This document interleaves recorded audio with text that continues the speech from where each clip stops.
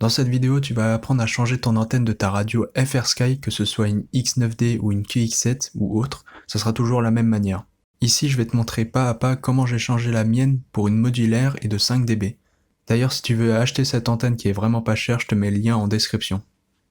Donc pour commencer, on vérifie que la radio soit bien éteinte, on enlève ensuite la batterie et on dévisse les 6 vis qu'il y a. On vérifie avant de tout démanteler que les switches sont tous dans le bon sens, ça nous servira pour plus tard. Et on enlève la backplate ensuite. Ensuite, on enlève les deux fiches avec les petits trucs marrons là, je sais pas comment ça s'appelle, mais il faut faire comme ça, faut le pousser. Il faut pas tout tirer tout d'un coup, c'est censé venir tout seul. On peut voir l'antenne qui est fixée avec de la colle chaude. Perso, je l'enlève avec un tournevis très délicatement, mais si t'as peur de casser une résistance avec le tournevis, je te conseille de chauffer la colle chaude avec ton pistolet à colle et ensuite l'enlever plus délicatement. On fait pareil avec l'autre point de colle qui tient le fil, et du coup ça nous montre le bout de l'antenne. Avec le fer à souder, on va d'abord dessouder le gros pâté d'étain, comme ça nous permet d'être plus libre sur le fil, et ensuite on dessoude le plus petit bout. Une fois que c'est dessoudé, on va déclipser l'antenne, et c'est là la partie la plus délicate.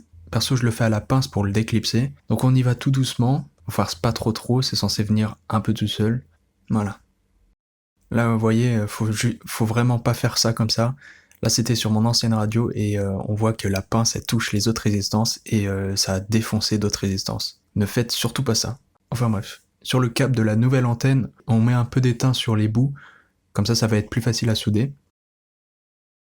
Ensuite, ça c'est une partie délicate parce que c'est vraiment petit. On soude d'abord l'embout pour que ce soit plus facile après à faire l'autre gros pâté. Et l'autre gros pâté, il faut vraiment bien le fixer. Et pareil, on essaye de faire des soudures propres parce que c'est une antenne et si on fait des soudures vraiment pas propres, le signal sera encore pire donc ça servira à rien que j'ai changé. Ensuite, pour bien la maintenir en place, je mets beaucoup de colle chaude. Au moins c'est sûr que ça bougera pas et que ça se forcera pas sur les soudures. Ensuite, je fais passer l'antenne dans le trou et je revisse tous les embouts.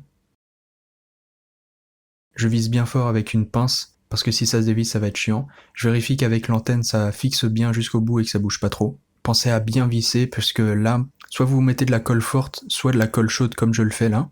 Ça permet de fixer vraiment bien le tout et d'éviter que ça s'enlève. Pareil, j'en mets à l'intérieur, comme ça, c'est vraiment safe. Je remets un petit point de colle pour fixer le fil, juste au cas où. Comme ça, c'est pas prêt de se barrer. On peut vérifier ensuite que l'antenne est vraiment bien fixée, ça c'est vraiment cool. Du coup, on est parti pour réassembler toute la radio. On commence par les fiches. Pareil, on les met dedans, on les refixe. Il faut vraiment pas forcer. Si ça rentre pas, ça rentre pas et c'est censé rentrer tout doucement. Et c'est là la partie la plus tricky. Faut essayer de remettre les switches dans le bon sens. Il faut vraiment pas forcer. On remet ensuite les 6 vis. Une fois que les 6 vis sont mises, je resserre les switches avec une pince pointue, comme ça c'est pas prêt de bouger. Voilà, c'est pas très compliqué, on peut fixer l'antenne et ça bouge pas. On remet la batterie.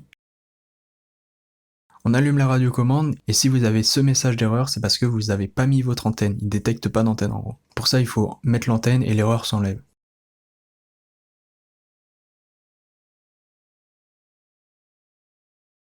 On vérifie ensuite que les switches sont tous dans le bon sens, un par un. Et voilà, normalement si tout se passe bien, vous avez réussi à changer votre antenne, bravo.